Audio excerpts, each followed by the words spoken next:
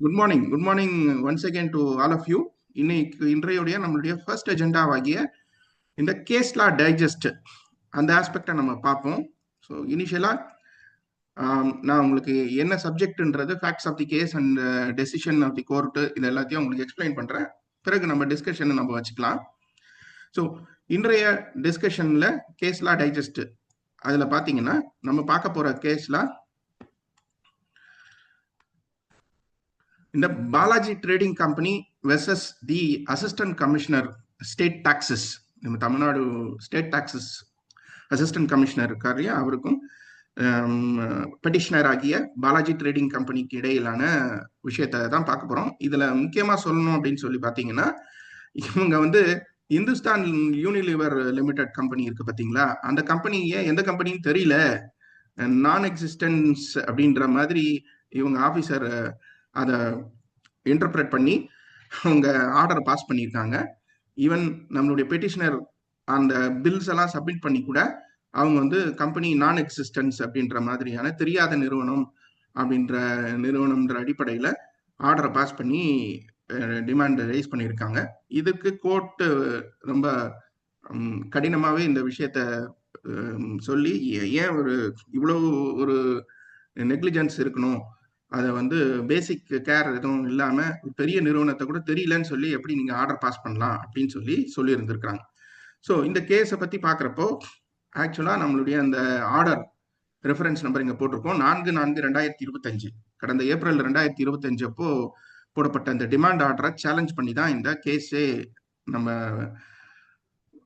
முதல் இந்த கேஸ் வந்து கையில் எடுக்கப்பட்டுள்ளது. இந்த கேஸுக்கான பெட்டிஷனர் ஆகிய பாலாஜி ட்ரேடிங் கம்பெனி அவங்க என்ன சொல்றாங்க,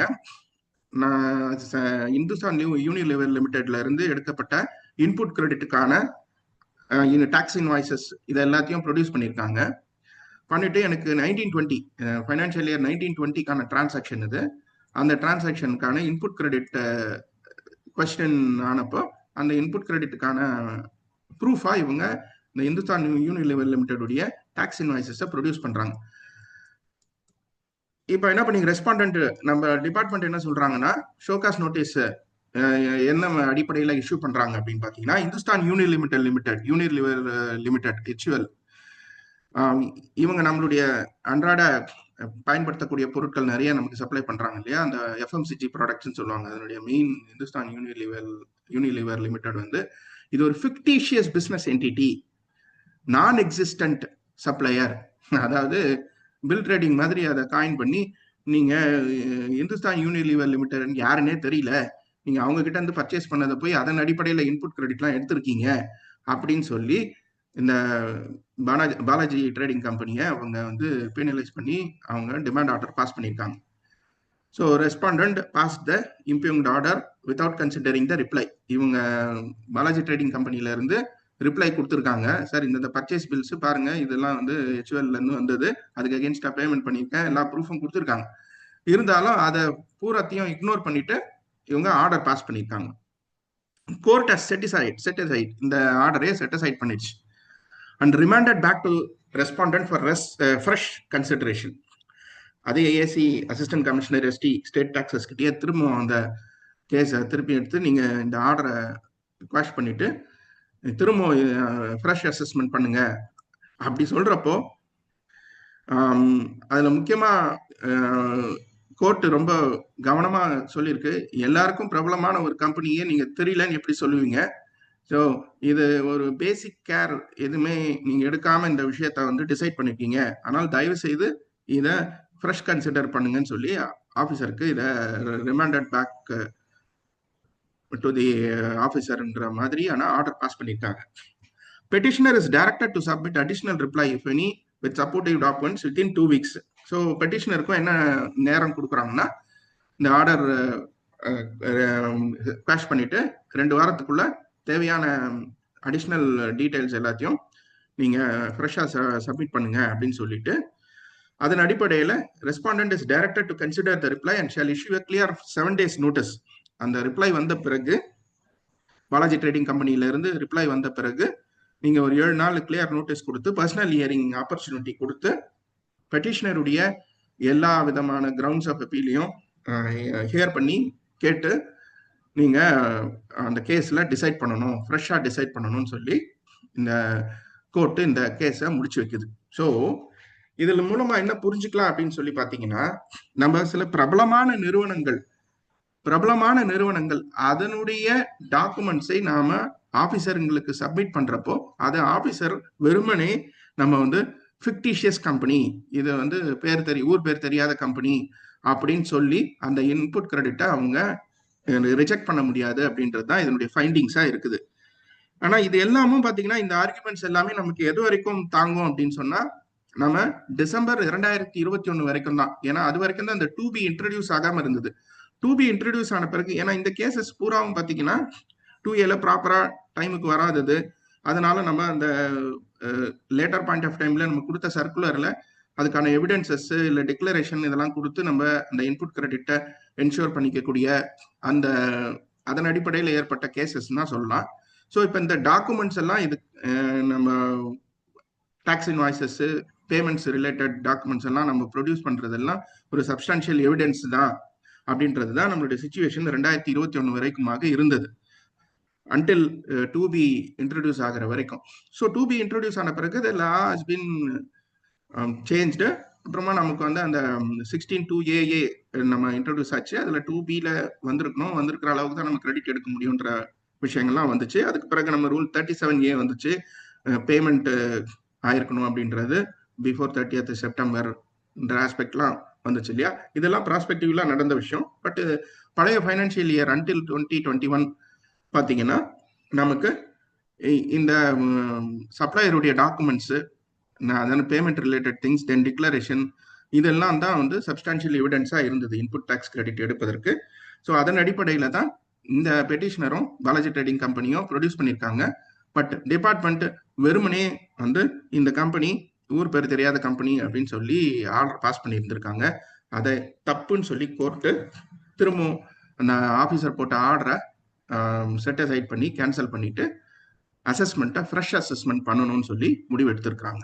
ஸோ இதுதான் இந்த Balaji trading company versus the assistant commissioner state taxes பற்றிய கேஸ்லாம் நமக்கு சொல்ல வரக்கூடிய ஜட்ஜ்மெண்ட் அப்படின்றத பார்க்கலாம். அடுத்த கேஸ் என்ன பார்த்தீங்கன்னா Subha earthy movers versus assistant commissioner state taxes தான்.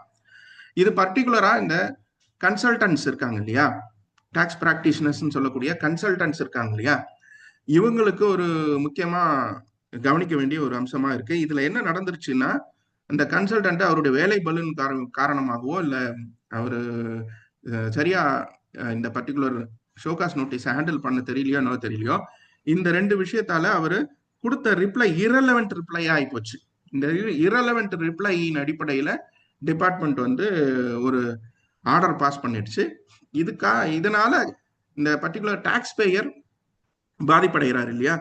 அதனால கோர்ட்டு ரொம்ப தெளிவா இந்த விஷயத்த ரொம்ப கவனமாகவும் கண்ணு கருத்தமா ஹேண்டில் பண்ணி இந்த ஒரு கன்சல்டன்ட் செய்த தவறுக்காக எப்படி கம்பெனி பலியாக முடியும் அப்படின்றதால அது சரியான வழிகாட்டுதல் டிபார்ட்மெண்ட்டுக்கும் சொல்லியிருக்கு. நீங்க ஒரு சர்க்குலரோ ஒரு நோட்டீஸோ ஏதாவது சரியான கன்சல்டன்ஸை அடையாளப்படுத்தி எப்படி நீங்க என்கேஜ் பண்ணணும்ன்றத சொல்லணும்ட்டு டிபார்ட்மெண்ட்டுக்கும் ஒரு வழிகாட்டுதல் சொல்லிட்டு பெட்டிஷனர் கிட்ட என்ன சொல்றாங்க, பெட்டிஷனர் ஆல்ரெடி 25% நான் ப்ரீ டெபாசிட் கட்டுறேன், திருப்பி அந்த கேஸை கையில் எடுத்து என்னுடைய ரிப்ளைஸ் எல்லாம் ஃபுல்லாக அனலைஸ் பண்ணி பிஹெச் பர்சனல் ஹியரிங்லாம் கொடுத்து நீங்கள் ரீகன்சிடர் பண்ணுங்கன்னு சொன்ன பெட்டிஷனருடைய ப்ளீயும் எடுத்துக்கிட்டு இந்த கேஸை முடிச்சு வைக்கிறாங்க. ஸோ இப்போ ஃபேக்ட்ஸை பார்க்க போகும்போது ஆர்டர் இது வந்து 21/8/2024 அப்போ கொடுக்கப்பட்ட ஆர்டராக இருக்கு. irrelevant reply by an unqualified consultant இந்த வார்த்தைகள்லாம் அந்த ஆர்டர்ல போட்டிருக்கு. resulted in the above order and subsequently bank account of the petitioner attached. அதான் ஆக்சிஸ் பேங்க் என்ன பண்ணிருக்கான், இல்ல ஆக்சிஸ் பேங்க்கும் ரெண்டாவது ரெஸ்பாண்டண்டா சேர்த்திருக்காங்க. அசிஸ்டன்ட் கமிஷனர் எஸ்டி மட்டும் இல்லாம ஆக்சிஸ் பேங்கையும் இதுல வந்து ரெண்டாவது ரெஸ்பாண்டண்டா சேர்த்திருக்காங்க.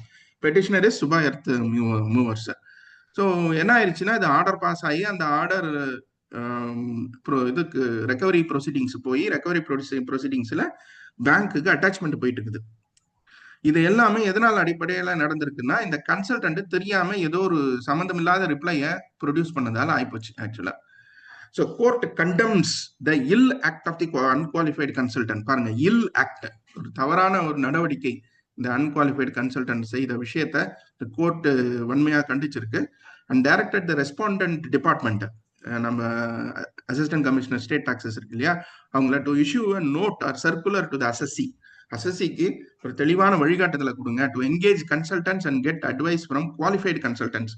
எப்படி குவாலிஃபைடு கன்சல்டன்ட்ஸ் கிட்ட இருந்து அவங்க ரிப்ளைஸை வாங்கணும் அப்படின்றதுக்கான வழிகாட்டுதல், யார் குவாலிஃபை கன்சல்டன்ட்ஸ், இந்த மாதிரி ஆஸ்பெக்டை தெளிவுபடுத்துங்கன்னு சொல்லி டிபார்ட்மெண்ட்டுக்கும் கோர்ட் வழிகாட்டுதலை கொடுத்துட்டு இந்த ஆர்டரை செட்டசைட் பண்ணிட்டு பெட்டிஷனரை, ஆல்ரெடி பெட்டிஷனர் அக்ரி பண்ண 25% டிஸ்பியூட்டட் டாக்ஸ் அமௌண்ட்டை 4 வாரத்துக்குள்ள நீங்க டெபாசிட் பண்ணீங்கன்னா, இந்த 4 வாரத்துக்குள்ள டெபாசிட் பண்ணி அந்த அதுக்கப்புறமா ஒரு 3 வாரத்துக்குள்ள டெபாசிட் பண்ண 3 வாரத்துக்குள்ள அதுக்கான ரிப்ளையோ இல்ல அப்ஜெக்ஷன்ஸ் ஏதாவது இருந்தா, அந்த ஷோகாஸ் நோட்டீஸ்க்கான அப்ஜெக்ஷன்ஸ் ஏதாவது இருந்தா அதையும் பெட்டிஷனை ஃபைல் பண்ண சொல்லி, அதன் அடிப்படையில அந்த ரிப்ளை ரிசீவ் பண்ணதின் அடிப்படையில, அதாவது இந்த ஆர்டர் போட்டு 4 வாரத்துக்குள்ள ப்ரீ டெபாசிட்டை கட்டி, ப்ரீ டெபாசிட் கட்டினதுல இருந்து 3 வாரத்துக்குள்ள பெட்டிஷனர் கிட்ட இருந்து reply, further reply and objection ஏதாவது இருந்தா அதையும் ரிசீவ் பண்ண சொல்லி ரெஸ்பாண்டன்ட் ஆகிய டிபார்ட்மெண்ட்டை 14 days கிளியர் நோட்டீஸ் கொடுங்க. இந்த கிளியர் நோட்டீஸ்ன்ற வார்த்தை ரொம்ப முக்கியமான விஷயம். இந்த லீவு நாட்கள்லாம் இல்லாதது தான் கிளியர் நோட்டீஸ்ன்னு சொல்லுவாங்க, கிளியர் ஒர்க்கிங் டேஸ்.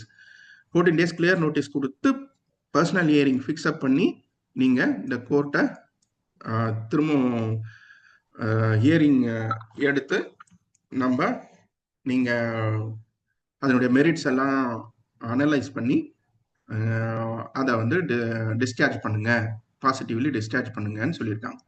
ஸோ இதுதான் நம்ம இன்றைக்குரிய கேஸ் லா டைஜஸ்டாக இருக்கிறது.